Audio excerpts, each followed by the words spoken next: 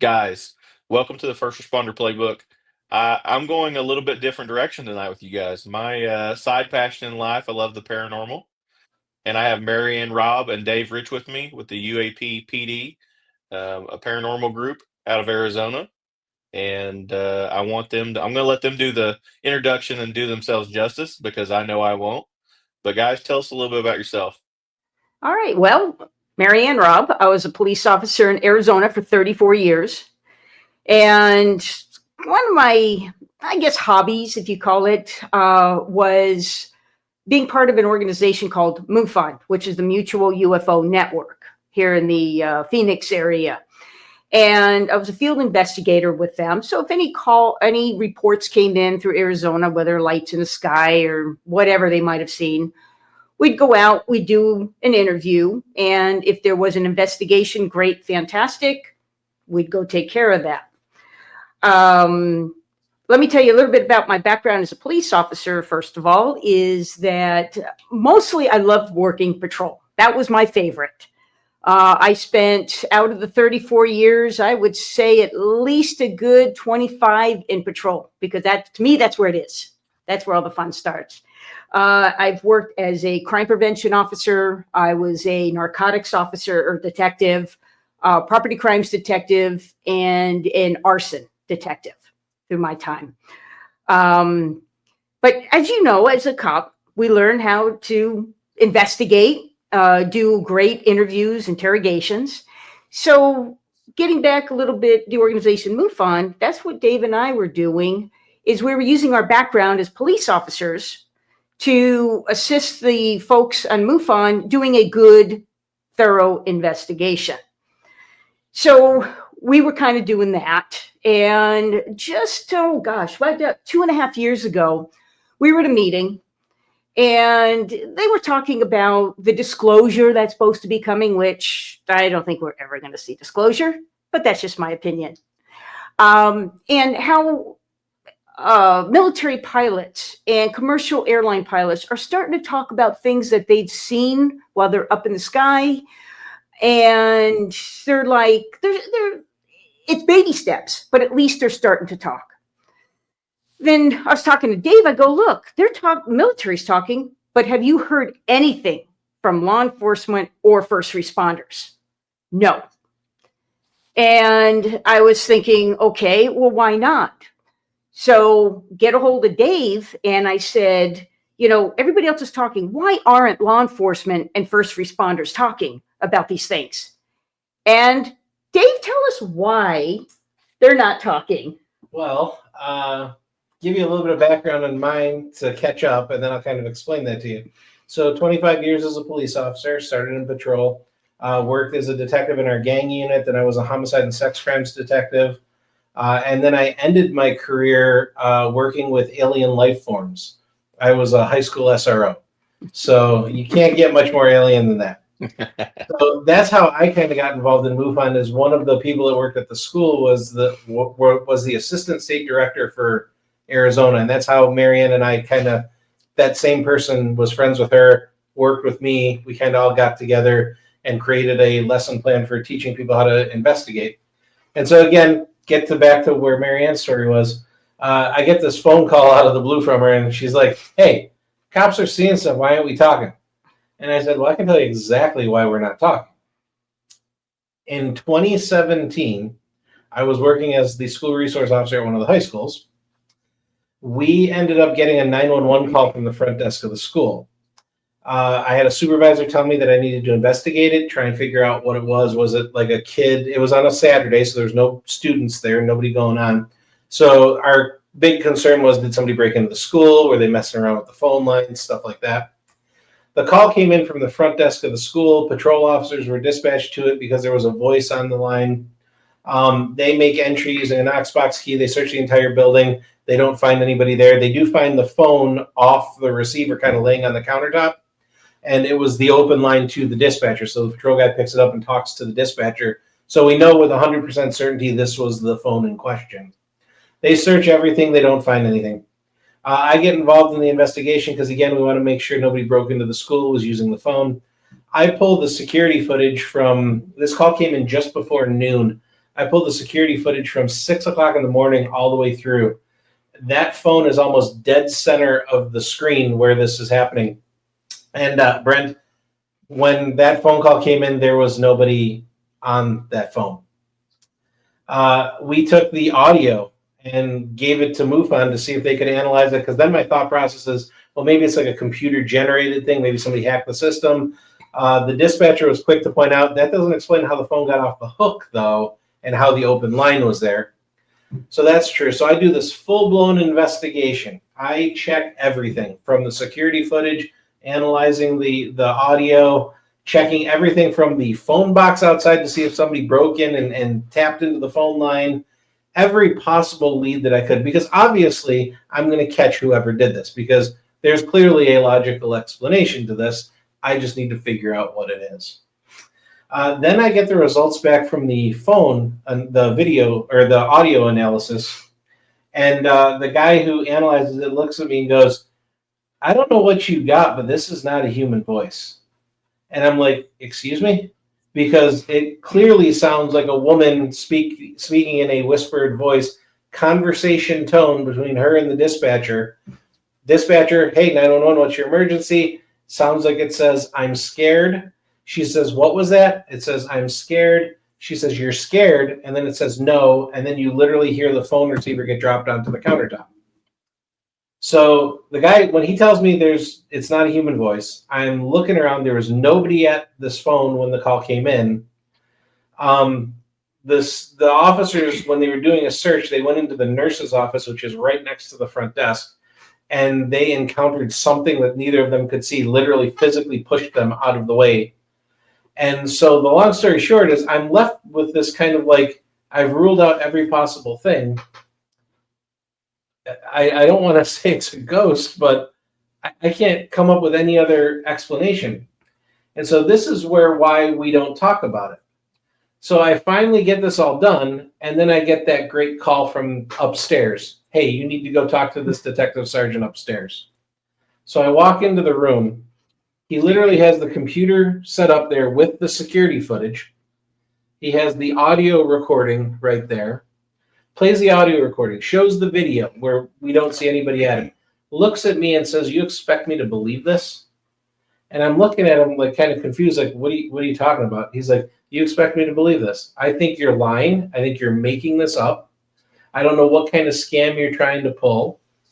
And at the time, I was like kind of pissed, because I was decorated officer at the time, life-saving award, meritorious conduct, distinguished service, distinguished team citation, all these ribbons on my uniform. And this guy's accusing me of lying and making this up when he's got the video and the audio right there. And so basically he tells me to bury it and don't talk about it. What I did not know at this time, but I have since found out, is the 2 patrol officers that were there, they got called into a different office with a command staff member who also told them to bury it. And we walked away. Now, at the time, I had 6 years left in my career. I had a young wife and 2 young kids. And so like when you're called upstairs, you know what it's like. You get called upstairs and they tell you don't talk about it, you don't talk about it. Exactly. So for 6 years, I kept my mouth shut. And it weighed on me, because every time I get called upstairs for something, is this the day? Is this the day that they're going to be like, you ran your mouth too much? Because I wasn't talking, but there were other people that were still commenting, because it got to be pretty known by a bunch of different people. And then on top of that, my wife was a teacher at the school district where this happened. So again, I'm like, if I run my mouth, if I say something, is that going to drag her? And is she going to come and tell me that she's now in trouble? So I keep my mouth shut. I don't say anything because of the threat to my career. So when Marianne calls me and says, hey, why aren't police officers talking about this? I'm like, I'll tell you exactly why. Because it's a threat to our career. It's a threat to our credibility. It's a threat to just straight up the believability factor. There's so many people out there that don't believe that if you say it, you take a hit, and then you have to live with that. And then it's an uphill battle every time you're doing something. I mean, it can go so far as a defense attorney finds out that you're the cop that saw Bigfoot. What's he going to say when you're on there on the stand testifying over like a stolen vehicle or a burglary or some completely mundane thing? He's going to ask if you saw Bigfoot and hope that the 12 people that were too stupid to get out of jury duty that they think you're crazy. Yep. And so there's all these different stigmas that officers and first responders face about this. And so when I told her that, there was another person that was kind of there in the conversation, kind of listening in.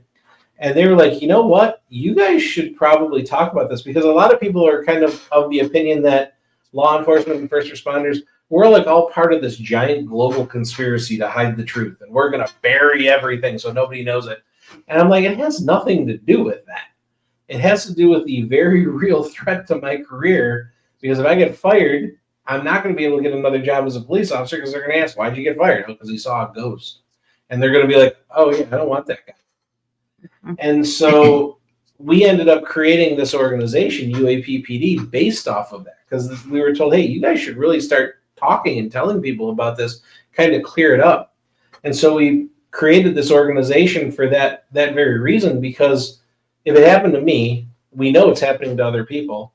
We know it's happening enough to other people that we have, like, gosh, how many stories are we up to now? We're up to about 70. Probably about 70 different original stories that nobody has heard of before, from different first responders all over, not even just all over the country. We got one from New Zealand. We got some from England. These amazing stories from incredibly brave people who have dedicated themselves to protecting others, and were left in that kind of limbo where I was, where you're trying to do everything right. You see something and you experience something that you can't explain, and people are calling you out on it. And how do you defend yourself? Because you saw it. It was real. Like, maybe it wasn't a ghost, but it was strange, and you can't explain it. And it gets lumped into this category of you're nuts, you're crazy. And it's kind of sad, but we created this organization for that purpose, to give first responders somebody that they can call and talk to, that's not going to judge them, not going to think they're crazy, help them out. Because some people, Brett, like we have officers that'll come over, and when they walk in, you can see how tense they are. And as they tell the story, I usually break the ice with my story. I'll be the first one to jump on that grenade. Hey, this is what happened to me. And then it kind of lightens the mood a little bit. And then they start to tell us the story about what happened to them. And you can physically see, like, their shoulders finally droop, and you can see the stress come off of them when they actually say it. And so it's amazing in that respect. But at the end of the day, we're just trying to help these first responders out, trying to help our brothers and sisters out who have experienced something that they cannot explain, and they have nowhere to go. We're going to give them somewhere to go. That's awesome. I agree with you in that it's one of those things that people sometimes will talk about it, but it's only in, like, around your buddies. It's not not where, like, a majority of the department can hear you. Definitely not where administration can hear you. And that's what I was telling Marianne when I talked to her, is like, I'm to the point in my career, I don't care. People think I'm crazy. I mean, it is what it is. But I know what I experienced, and I can't explain it. And I can't say that, I saw an alien, or I can't say that, I dealt with ghosts, but something that I really can't explain. Mm-hmm. And that's the foundation of police work is, hey, we're here to investigate things and do it by the book and do it properly.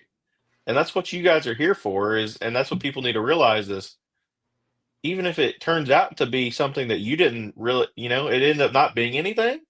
Okay, cool. We proved that, hey, this was not what you thought it was. Yeah, exactly. And, that gives them peace of mind. Mm-hmm. And if you can't, you can say, hey, like, we don't know what that is.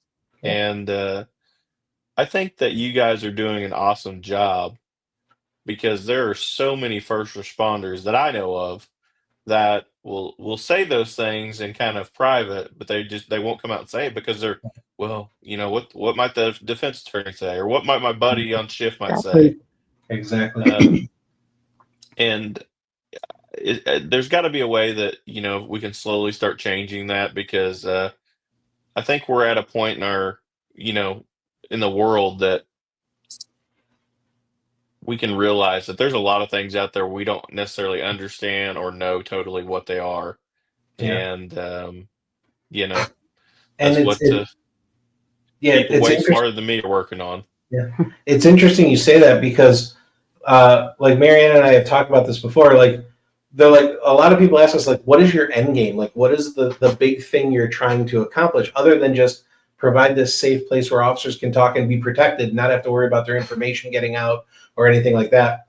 And it actually came from one of our stories where we were interviewing an officer on the reservation here about some encounters that he had. And when I told him what happened to me, he was just completely shocked that I would get called upstairs by a supervisor and basically accused of lying. And we kind of slowly pieced together the idea of they never had that problem on the res because their culture accepts those things as real. Star people, spirits, skinwalkers, cryptids, Bigfoot, stuff like that. It's so ingrained in their culture that the average person in their community is like, oh yeah, those exist. Yeah, that's no big. Yeah, I don't really like see them. They're like, it's like a payphone. Like I know payphones exist, but I haven't seen one in forever. But Right. It's like that thing where when you get off of the res and into the other communities and stuff like that, the cities, municipalities, they don't have that mindset. You're still looked at as crazy. So when it comes down to the whole, like, well, what is our end game? I'm not expecting us to be able to sway all of community. But if we can push that needle a little bit, make it so that people, instead of instinctively go, well, that guy's crazy, go, well, hey, they saw something. Maybe it's not paranormal. Maybe it's not what they think, but they still saw something. Maybe we should take the time to figure out what it is and not be judgmental. If we can just push that needle a little bit in that direction, maybe then our first responders can experience these things and not feel like, hey, I can't say anything. I got to keep it all quiet. I got to keep it all on down low. So I don't want to be seen as crazy.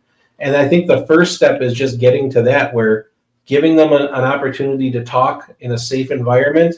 And then we take that information and maybe we end up running the story with other people. We do stage presentations. We do podcasts like this where we'll talk about the stories that they've seen, where these credible, highly trained individuals are seeing things that they can't explain. And we get that out there, and maybe in the process we can get a little bit more of the buy-in from the community, and then we can get that change. Yeah, absolutely. How did you guys initially get involved with MUFON? Like, did y'all initially have like a sighting of your own, or Actually, I started, my late husband was the one. He was into the UFOs. He read Van Doniken's book, Chariots of the Gods, back in the day. And he heard about MUFON. And there was a conference in Scottsdale, Arizona. And he asked me, back in 2014, he goes, can I go to this conference? I'm like, knock yourself out. Go get them. I was not into this UFOs, paranormal. Did I know that there's got to be other life exists in the universe? Of course. But I just never saw anything. So I'm like, you know what? You want to go to these conferences? Go for it. About 3-4 months later, he asked me if I'd go to a meeting with him, a MUFON meeting in Phoenix. Yeah, okay, I'll go. And I'll tell you right now, I was expecting tinfoil hats. I was expecting weird people. The speaker that they had that night was Kathleen Marden, which, if anybody out there, Betty and Barney Hill story, well, that was their niece. Kathleen's their niece. And here I am, I'm a cop, so I'm looking at body language. Is she making up stories? Is she lying to us? I'm going to watch what she says, how she says it. I'm going to do everything. I'm going to find out this is a made-up story. Well, I watched her for 2 hours talking, and there was no made-up story. Everything I saw was just, she wasn't being deceptive at all. And I was like, wow, okay, maybe there is something to this, because there were no tinfoil hats. There were actually a lot of people that were into science that were attending these meetings. So a little bit more and more and more, the end of 2014, if you heard of Travis Walton, Skyfire Summit up northern Arizona, got taken for 5 days. They had a big conference up north, and my husband and I were asked to house Stanton Friedman, Peter Robbins, and Richard Dolan. And I'm like, okay, who's that? both my husband and said it. Oh, yeah, we got yelled at. We were told who these guys are and don't ever ask that question again, which we never did. But that's how I got into it. And then, of course, became a member, became a field investigator. We teach the boot camps that we've had in the past, and little at a time. I MUFON now for, heck, I don't know, 8, 9, 10 years now. But I have in my whole entire life, and I'm an avid fisherman and hunter, and I'm out patrol and everything else out under the sky, the big old sky. I have never to this day have encountered any type of UFO, any type of cryptid or a paranormal experience. It's all him. I lost a bet. No, I'm just kidding. Basically, I was working, like I said, at the one school, and the state director was the assistant state director worked at the school. And believe it or not, the way that I actually got involved is I walked in, and I had heard on the radio, because I've never seen a UFO or anything like that either. I walked in and made a joke about the planet Nibiru, because I'd heard about it, and I was all like, "You believe this is like this planet that's supposedly exactly the other side of the sun that we can never see?" And so I walked in and made a joke about it, and she's like, "Oh yeah, I'm a member of MUFON," and I'm like, "What's a MUFON?" And so she kind of explains it to me. I was like, "Oh, okay." And at that point, I had already had my experience, so I was willing to take things with a little different grain than initially, because, like I said, I'd never seen a UFO, but I also had never seen a ghost before, and now I'm wondering about that. So I was willing to kind of like accept it a little bit. And so after I'd worked with her for a while, she ended up asking me about the idea of, hey, is there any chance you would be willing to help create a lesson plan to teach people how to conduct investigations? And then she told me, because I've been friends with Marianne like for 20 some odd years at this point, but I didn't know that she was actually involved in MUFON until Stacy told me, and I was like, really? I was like kind of shocked. And I was like, yeah. So we kind of got together and kind of mashed heads together, and with my experience in detectives, and I'm a basic and advanced forensic interviewer from working sex crimes and everything like that.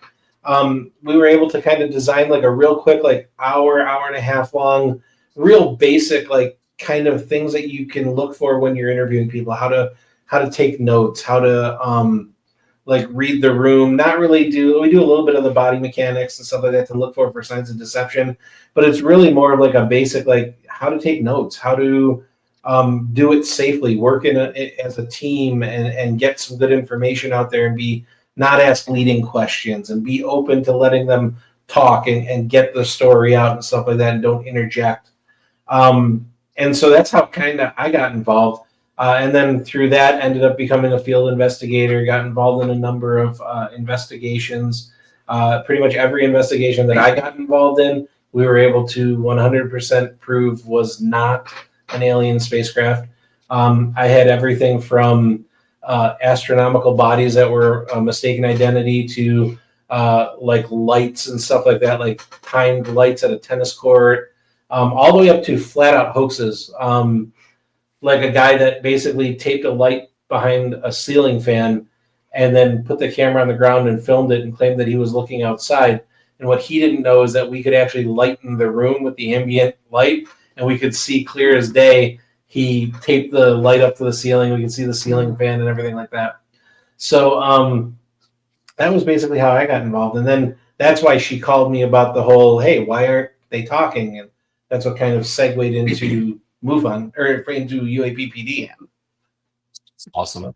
So you guys get to a point and you guys branch out on your own, start Uap-Pd. What necessitated the change? What made you guys go out on your own? I can answer for what my what caused me to do it was MUFON is very, very specific to UFOs. And they don't really like to talk about anything other than UFOs, crafts in the sky, lights in the sky. My encounter had nothing to do with UFOs. A lot of the encounters that we're seeing have nothing to do with UFOs. We've got cryptids. We do have some UFO. but we've got cryptid, we've got paranormal, we've got just strange things that we can't explain. And so I think what caused us to go out on our own was that realization that first responders are our primary focus. It's not what they're seeing, it's who's seeing it. And so in that respect, we kind of came at it from a different angle where we have to go after what they're seeing, not specifically what they saw. So if it's a first responder who saw a ghost, we want to be there for them. If it's a first responder who saw Bigfoot, we want to be there for them. So because of that, we're like, well, we're not ruling out anybody. I don't care what the first responder saw. If they're a first responder and they saw something, I'm going to be there for them. And so because of that, it caused us to almost have to branch outside of UFOs, and which is great because I've always been more of a paranormal guy than a UFO guy anyways. That's the stuff that fascinates me, the ghosts, the demons, the demonic possession, stuff like that. That's where I really kind of like the venture. And another thing is when we were field investigators with MUFON, we got a call in from, I believe it was a firefighter, that they were doing training back in March of 1997 with the Phoenix Lights. So supposedly they were doing Five Symington. There you go. You got to love the guy. Not. But it was a joint police fire. I believe it was a SWAT teams, and they were doing this joint training mission somewhere in Phoenix. And they encountered the Phoenix Lights. And there was, oh my gosh, maybe 15, 16 of them. So we got the report to contact this firefighter, and we contacted him, left a voicemail, and says, hey, this is us. And we also, I believe we even identified ourselves as we are law enforcement officers, please contact us back and tell us what's going on. Never heard anything back from them. So that tells us probably maybe this guy was like, hey, yeah, let me report it. This is cool. But then all the other guys found out that he did and says, you need to keep your mouth shut or we're all going to lose our job. Or we're all going to be going to either the IA or the shrink because we're a bunch of crazy folks. So he never contacted us back. And I really wish now we can find that guy and we can say, look, come talk to us. We are cops. We understand. It had nothing to do with MUFON. We're not going to make a report, but we want for him to call for, and this is just my opinion, but for this guy to call even MUFON, he wanted to get that story out. It sounded like it was bothering him. He didn't know where to go. He heard about MUFON. Hey, great. So he sends out that, he makes that initial call, and they probably all told him to shut up and don't talk about it. So I would love to be able to get hold of that guy and say, look, there is a safe zone. There is. I know, granted, it's been so many years ago, 25, 6, whatever years ago, but we are here to help you. And that's another reason why, because I guarantee whether it's MUFON, whether it's the International UFO Bureau, or whatever organization, if you're law enforcement, first responder, you see something you can't explain, there ain't no way that you're going to contact those agencies and say, oh yeah, let me tell you the report. Unless they're now retired and they can care less. Yeah. So again, that's another reason why we started what we're doing. We don't do a lot of investigations. The only time we will actually go out and do an investigation is if we get reports from, say, one specific location, like we have, that we've had 6 or 7 different stories of paranormal activity or cryptid activity in this one spot. We'd be like, let's go out and see what we can find in that area, which we did find something in this one area. But other than that, if these folks want to just tell us their stories, some remain anonymous, some be identified, we're not going to go out and do any kind of investigation. We're here to help you and to make them understand you are a great cop, you're a great firefighter, you're a great paramedic, that you're not crazy. This has happened to people, and that's what we want them to understand. We are the safe zone. They can give us a call. That's awesome. in having that in mind, what kind of gold mine would that have been to be able to get that firefighter to talk? I mean, you're right, because for him to even make that initial call, Mhm. Yeah. that had to have been, Yeah. bothering him. Yeah. Yeah. Well, and then just to Um, have like it's like most things when one person talks, they kind of look around and everybody's like, oh, but then after a few minutes, they're like, well, yeah, I kind of saw something too. And it's kind of like when you break that ice. So in a situation like that where we got like 15, 20 first responders, if we could get a couple of them to talk, then the others might be like, well, yeah, okay, they talked and nothing bad happened to them. Let's go talk. Well, let's go. And again, just to get those stories would be absolutely incredible. Now, another thing is I've gone to groups of cops, going to a briefing. Well, what we do is we hand out each person a card because, as you know, cops, we're all type A personalities. We're great. We're fantastic. I'm not going to tell them about that paranormal thing that I had at this house or whatever, but they're going to keep quiet in a group. But you get them singly where they get home or they get in their patrol car and they go, they're going to give you a call. And they said, don't tell anybody, but I want to tell you about the situation that I had. And we don't tell anybody. But I think that's the way we would get stories, is being individuals, contacting us away from everybody else. Yeah, because all of these events, whether you see it or not, it creates some sort of trauma, some sort of mental trauma.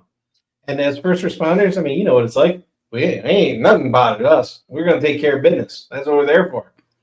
But secretly behind the scenes, you're like, wow, that was messed up. Like, I don't know what that was. That was messed up. Even things without the paranormal stuff. You go on some hot calls. You go on some deaths, some really bad like assaults or child things something that affects a child. I don't care how tough you are. On a certain level on the inside, you're going to carry that, and you're going to have that little bit of trauma. But we always put up those walls. We go on to the next call, go take the next barking dog. But that's like kind of like why it works better, like Marianne's saying, is you get them alone, and like deep down inside, they can admit to themselves they're having problems. It's hard to admit to other people. But when you start seeing other people that do the job or have done the job as you, and you start hearing about the stories that they've had, sometimes it starts to kind of be like, okay, maybe I can talk to this person. They're not going to think less of me. They're not going to think that I'm crazy or I'm out of my mind because they had something happen to them. So maybe it is safe to talk. And that's all we're trying to do, is get that safe feeling so that they can do it. Because that's, I hate to say it because it sounds so cliche, but that's the first step towards recovery. It's the first step towards getting that stress out of you, is you get the story out and realize I'm not alone. There's other people that have had stuff happen. I don't have to face this by myself. I have people that I can talk to and people that'll listen to me and not judge me. And that's that first step to really moving past it. Absolutely. You guys said you found something on one of your visits. I got to hear about this. This is your story. Okay. So, I was only the camera person, and I didn't see anything. But okay, so there's a reservation out here in Arizona that is pretty well known, and there's a mission out on it, like a church mission that's out there, and it's in an area where it's like it's still Arizona. It's like the middle of the desert. Like you drive out to this place, it's like got a dirt road going past it. There's like a dirt parking area in front of it. And there's like no houses for like a half mile. Like it's in the middle of nowhere. Sounds like rural Oklahoma. Yeah. But it's like rural Arizona. So it's all dust and dirt. We interview a number of officers. I want to say we had 4 officers from this particular police agency. And each guy gave us like 2 stories. And of those 8 stories, like 4 of them all had to do with this one mission. And so we're like, okay, that's weird, and they were all different stories. It wasn't like the same event happening. It was, this guy had a story of these like red eyes that were seen in the back seat. This guy had a story of like a paranormal thing where they found the doors kicked open and something weird happened. This guy saw something run past the car that him and his ride along could not explain what it was. So it was like all these different things. So of course we hear these stories, and it's about an hour from not even an hour from here. And of course, somebody gets the brilliant idea of we should go out there and check it out.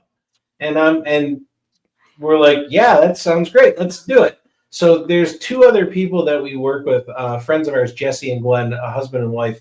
Jesse works in corrections. Glenn is a licensed hypnotherapist.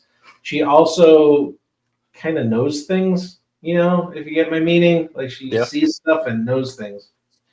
So the four of us go out to this mission, and it's a Friday. It's like daylight still because, like usual, you want to do a scout, see what it looks like. So you go during the daytime so you can see what's going on, get a good read of the land and everything like that. And then we were going to kind of stay there until after dark and see if we saw anything or heard anything, because this is brilliant for us to do. So we go out there. We drive out there. We get out. Marianne and Gwen stay towards the front, kind of looking at the front of it. Jesse and I go walking around the back. We find a whole bunch of stuff. I come walking up and I go, hey, there's a lot of activity here. And everybody gets so excited. I'm like, nope, time out. What I mean by that is there's a whole bunch of broken bottles, and there's like a fire pit, and there's quad tracks. And so when I say activity, I mean there's like a lot of kids partying out here, fire pits, things like that. Not paranormal activity, let's clarify. There's just a lot of stuff going on. So we don't really get any real feeling or anything like that. Gwen gets some things that she kind of mentions. But we basically wait there for a good couple of hours, wait until the sun goes down. And it's real quiet there because it's real far from like the main road. It's kind of out in the middle of nowhere. And it gets dark, and there's like one light behind the mission that's like, because the mission it's made up of like the main church building, and then there's like an annex building that's right next to it that's really small. And then there's like a covered patio behind the annex building that's like attached to it. And the only light is on that back patio. So you have this one little area of light. The entire thing is surrounded by a fence so nobody gets there. So we're sitting there and nothing happens. We're like, okay, well, we're not seeing anything. We're not hearing anything. Nobody's getting any weird feelings. It's now been a couple of hours. It's now dark. We're like, okay, well, yeah, let's get going. So we had a cooler full of drinks and stuff like that, like water, Gatorade, stuff like that. So I take the cooler and I put it in the bed of my pickup. And it's funny because like we're in the middle of nowhere, but as we're talking, we're all kind of still whispering. It's funny. Like there's nobody there, but we're still kind of whispering back and forth. But we're all standing at the back of the truck, and there's the dirt road that goes past the mission. So I put the cooler in the back of the truck, and I slammed the tailgate shut. And the only way I can describe it is I slammed the tailgate shut, and it felt like a bolt of electricity shot up my back. And something was like, you need to turn around. And so I spin around and I look down this dirt road past the mission, and I see something come walking out from behind the mission. And the only way I can describe it is it was probably about 6.5 to 7 feet tall. It was tan, like the perfectly colored to the background, where if it was daylight, it would be almost like perfectly camouflaged to the back. It didn't have hair on its body, but it had long, shaggy hair hanging from its head. And it kind of like was like stumbling, walking out into the road. And it stops in the middle of the road, and it kind of starts wobbling back and forth, like back and forth. And I'm looking at this, and I'm like, what the hell? Gwen looks at me, and she's like, oh, my God. And I'm like, are you seeing this? And she's like, yeah. Meanwhile, Jesse's on the other side of Gwen, and Marianne is on the other side of me, and they can't see anything. But the two of us are looking at this going, what the hell is that? And then a second thing that I can only describe as being crawling on all fours. It looked like a weird kind of humanoid sort of thing, and it was like black on black. It was pitch black. You couldn't tell what it was. It comes crawling out into the middle of the road between us, and it's like standing between us and this thing that's kind of wobbling back and forth. And then it charges forward about like 3-4 steps to the point where I literally sweep my coat aside and I grab my gun. And I'm like, literally stop. Gwen's like, we need to go. I'm like, yeah, we need to go. So everybody walks back to the truck. Like I'm backing up, like kind of looking at it. And then I look back at the truck to see where the door is, and I look back and they're gone. And I'm like, okay, time to leave. So we jump in the truck and we take off.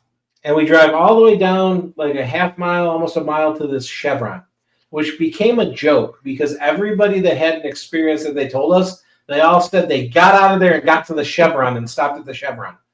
After we see this thing, we beat feet to the Chevron and we stop at the Chevron. As I'm getting out of the Chevron, I'm like, now I understand why everybody runs to the Chevron. Because it's the first place with light and people. Well lit. Yes. So we grabbed some drinks. Now, the entire time that I'm driving away, I'm like, I couldn't have really seen that. No, there's no way. So we decide we're going to stop and get something to eat. So we drive back to our side of town and we stop at the Cracker Barrel, free plug for the Cracker Barrel. By the time we get to the Cracker Barrel, I have completely convinced myself that I didn't see anything and that this was just, I don't know, crazy, trick of the light, something like that. I don't know what it was, but it's clearly wasn't what I saw. I must be losing my mind. I'm crazy. So we're sitting there at the dinner and Jesse and Glenn are there, Marianne sitting next to me. And I'm telling them, I don't know, it's crazy. We must not have seen anything. Meanwhile, this one's monkeying around with the video camera that she was playing with while we were there. Well, that's it. I was filming this whole time that we were at the mission. I was filming all over the place, and I wasn't expecting to see anything. So I'm kind of doing this. But I was filming when they said they were looking down this road. I had my camera on there. I couldn't see anything. It was dark, but I had that camera and it was recording down that road. So yeah, so she hands me the camera and says, "What's this?" And I look on the video and clear as day, you can see something.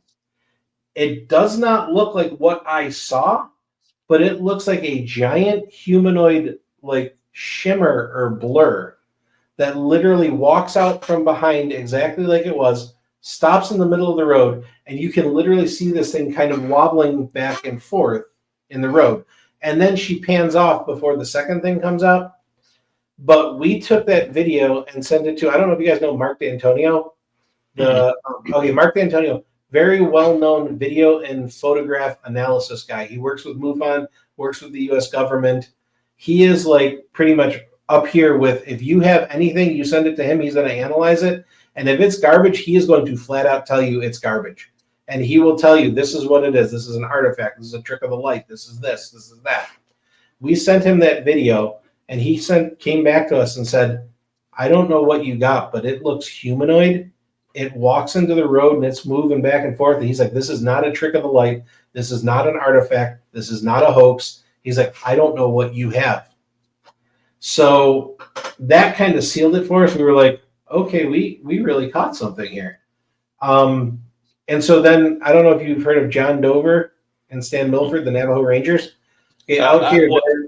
I've heard of the Navajo Rangers. I've not heard. Okay. I wasn't familiar with their actual names. Yeah, John. I've heard of the Navajo Rangers. So being in Arizona, Unsolved Mysteries. Yes, yeah, those guys. Yep. Being in Arizona, we are very good friends with them. Okay. John comes down whenever John and Stan come down to the valley. They actually stay at Marianne's house. That's their base of operation. So John's down for we just have like a party and stuff like that. This is a couple months after we had this encounter, and it happened out on the res. And so I'm sitting there with John, and John is like my number one source for anything paranormal that's on the res. He and I talk about it, and it's great because to have somebody that's that knowledgeable who trusts you with information, it's crazy. So I'm looking at him, I'm like, hey, John, we got something. And he's like, what? And so I kind of explained the whole thing to him. I'm like, I don't know what it is, but Mark looked at it. He says there's something there. We don't know what it is. This is what I saw. And John's like, I can tell you exactly what it is. And I stop and I'm looking at him like, what? And so he proceeds to tell me that his belief is that it was a skinwalker. And the reason he says that it was two skinwalkers is he says that skinwalkers, when they change for about 10 or 15 minutes, their eyesight is not good because they're going from seeing infrared to seeing normal. So he's like, what basically happened is you guys were quiet. It's walking out. You slam the tailgate shut. That was the first time it heard something. So it turns and looks, and it's wobbling back and forth because it's trying to see what made that noise. The second one, he said they'll transform at separate times. One's covering the other one's back. And so it ran around because it could see what we are. That's why it charged forward, saw me reach for my gun, and it stopped because its job is to protect its friend. And so then we beat feet out of there. And I'm like, wow, that's like unbelievable. But again, every time I'm sitting here thinking it's unbelievable, then I come back to this video and I'm like, what the heck is this in the video? And so that is we learned a valuable lesson about going out and checking things. That's such an awesome story. And I was kind of wondering if you were going to go and tell me if you thought it was skinwalkers, just because that's a big Native American tradition, especially in the American Southwest. Mhm. But I was also wondering, people say Bigfoot sometimes, cloaks itself. Mhm. And are you familiar with what Sasquatch Chronicles is? No, actually, I'm not. He's a pretty big podcaster, and it's a great show, and he has a lot of first responder themed episodes too.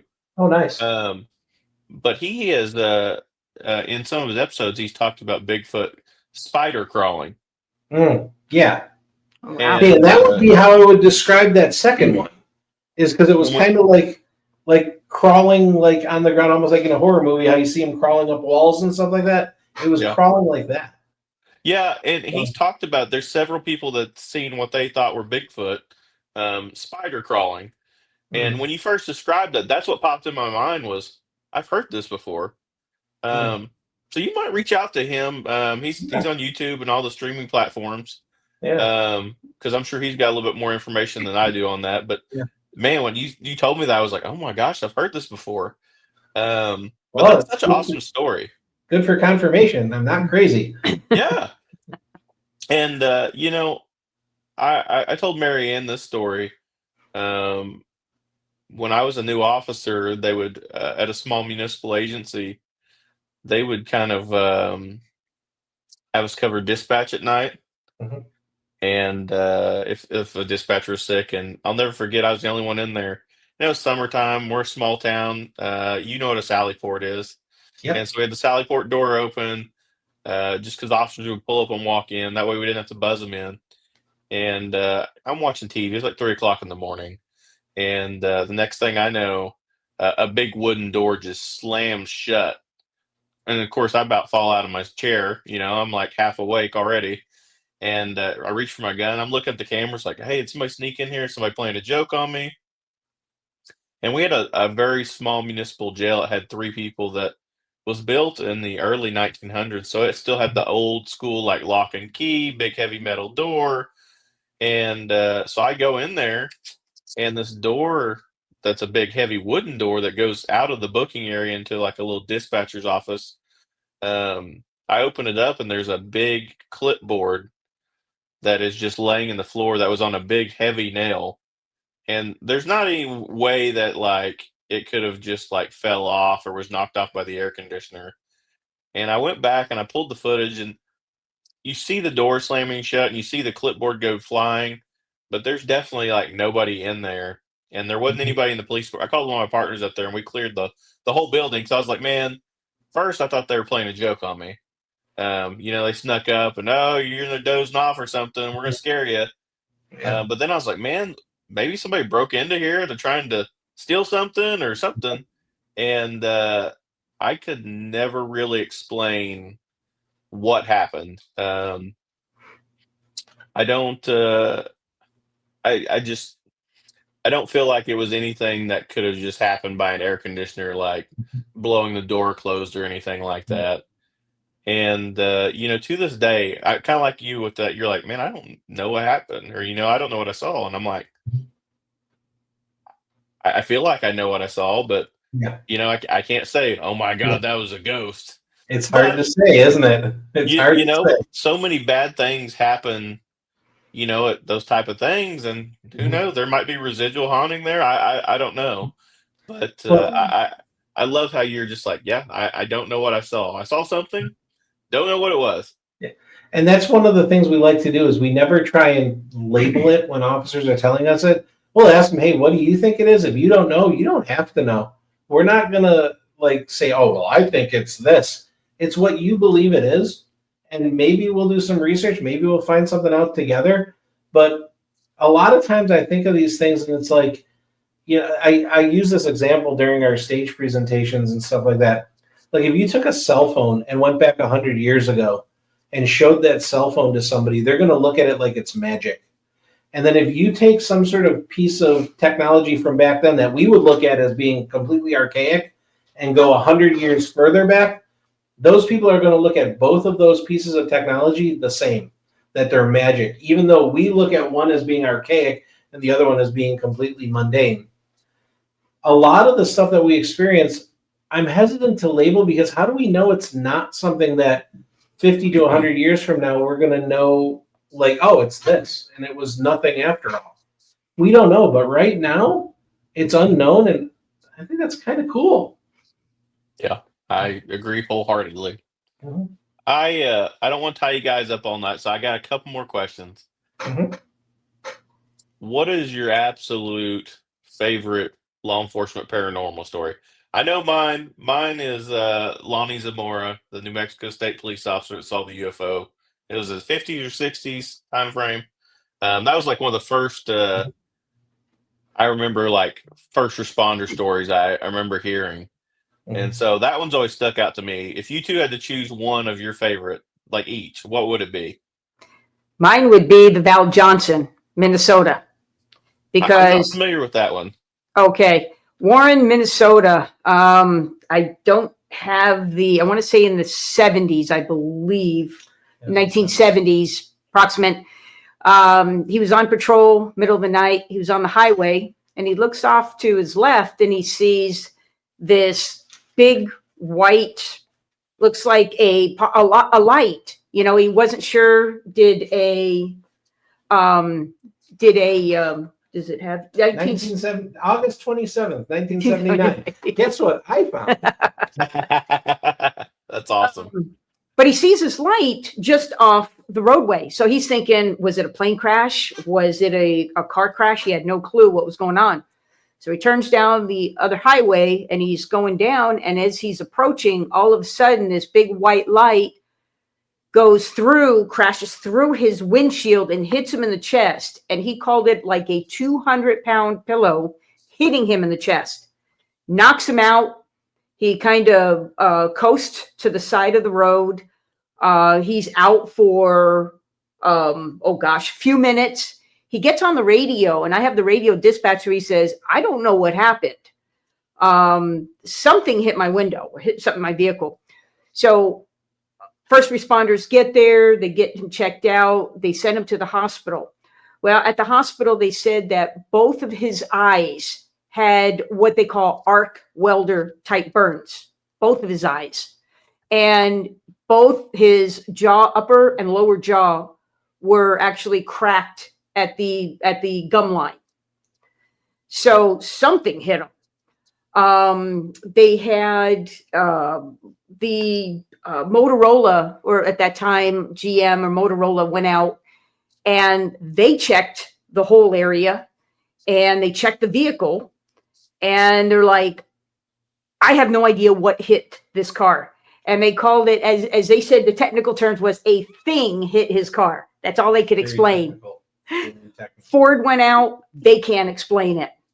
What was interesting is it might be there today.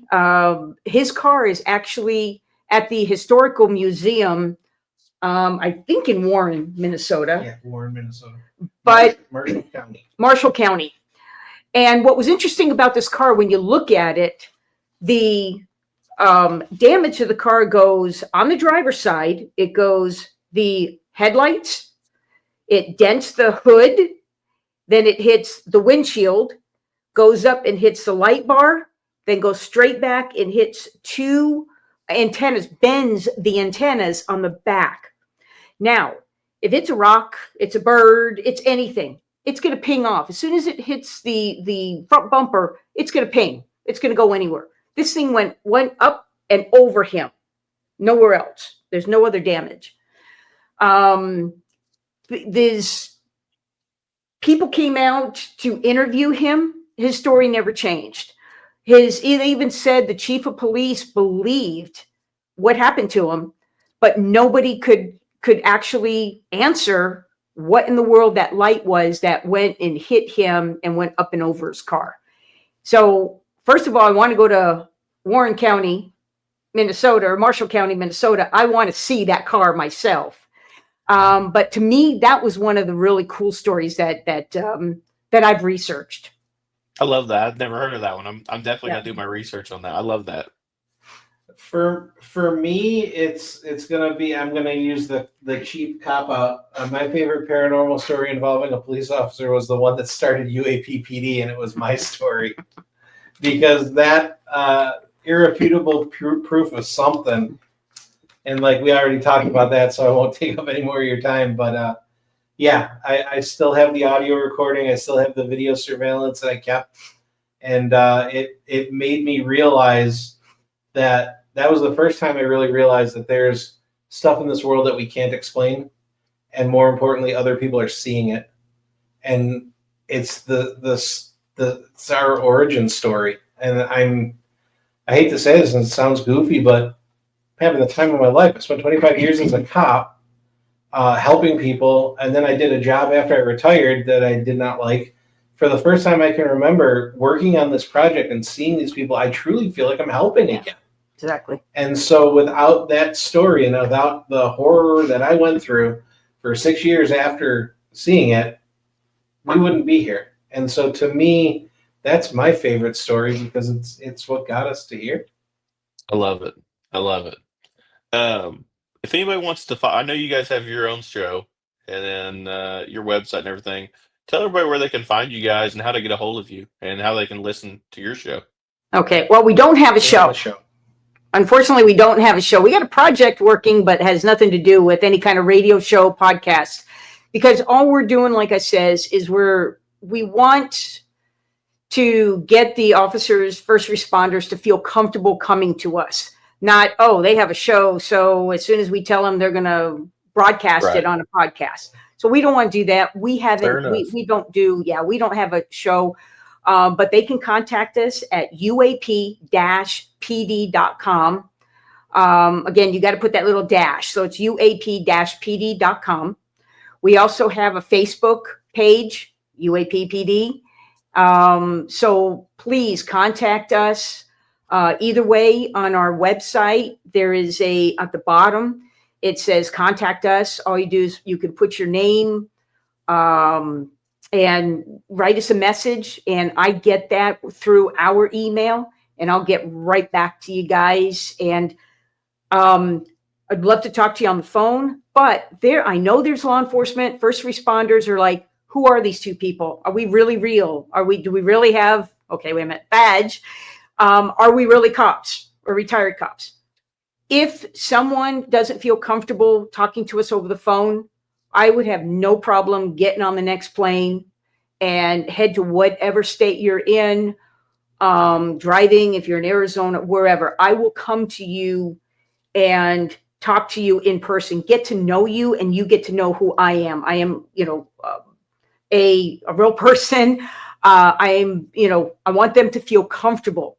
I've had that up in Kayenta, Arizona. We had a case. The gal said, I'm not going to tell you over the phone, but I will tell you the story in person.